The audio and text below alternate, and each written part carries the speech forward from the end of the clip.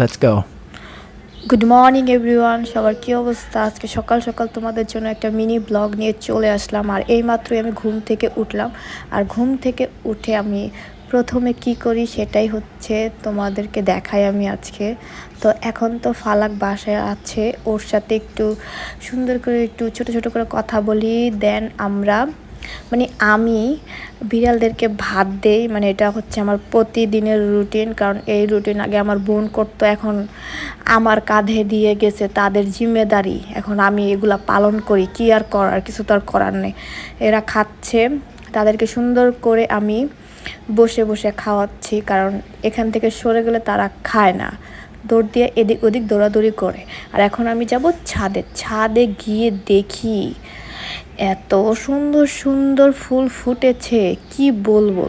আর এত সুন্দর হালকা স্মেল ফুলগুলো থেকে বের হচ্ছে, আমার তো মনটা পুরো গার্ডেন গার্ডেন হয়ে গেছে। আর ছাদে কেন উঠেছি ওইটাও দেখবা তোমরা, সামনে পুরো ফুল ভিডিওটা দেখতে থাকো। আর দেখো ফুলগুলো কি সুন্দর। আর আমার তো অলওয়েজ সাদা কালার ফুল খুব পছন্দের। তো আজকে ফাইনালি আমরা এই বেগুনগুলো পারবো, মানে কি বেগুন দুইটা। তো এগুলো মনে হচ্ছে আর বড় হবে না, তার জন্য আমি আমার আম্মুকে বললাম এগুলো ছিঁড়ে ফেলি। তো আম্মু বলল ঠিক আছে, বাট এগুলা এত পরিমাণ শক্ত ছিল, ছিঁড়তে গিয়ে মনে করো আমার অবস্থা কাহিল। তারপর আমার কিন্তু গাছ থেকে কোনো কিছু সবজি টবজি ছিঁড়তে, শাক টাক ছিঁড়তে আমার খুবই ভালো লাগে, তার জন্য আমি গিয়েছি ছিঁড়তে। আর ফোনটা দিয়েছিলাম আমাদের ভাড়াটিয়া পিচ্ছি মেয়ের হাতে, বললাম তুমি আমাকে একটু ভিডিও করে দাও, দেখো কত ছোট ছোট বেগুন দুইটা হয়েছে। তো এখন এই দুইটাকে নিয়ে তো আমার খেলতে ইচ্ছে করতেছে, মানে কালারগুলো একদম ডার্ক বেগুনি। আর নাচতে নাচতে আমি যাচ্ছি, এখন এই দুটা দিয়ে কি রান্না করা হবে ওইটাই হচ্ছে ব্যাপার। তারপরে আমি একটা ফুল ছেড়ে আমার কানের কাছে লাগিয়ে নিলাম, একটু ভাব দেখাচ্ছি, কারণ ছাদে আজকে ওয়েদারটা খুবই মেঘলা মেঘলা ছিল।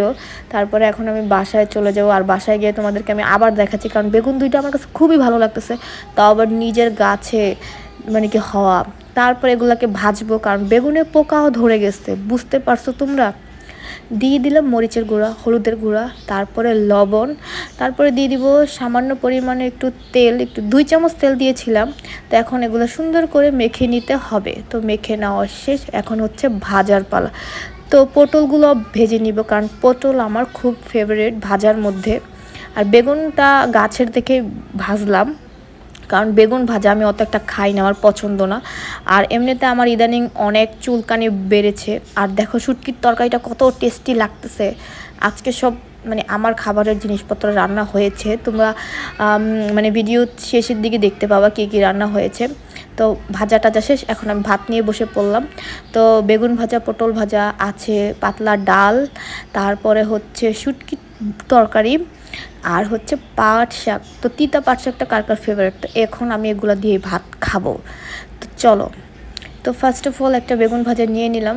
আমি আগেই বলেছি বেগুন ভাজা আমার অতটা পছন্দ না, তারপর গাছের দিকে খাবো পটল ভাজা, তারপরে নিয়ে নিব পাট শাক।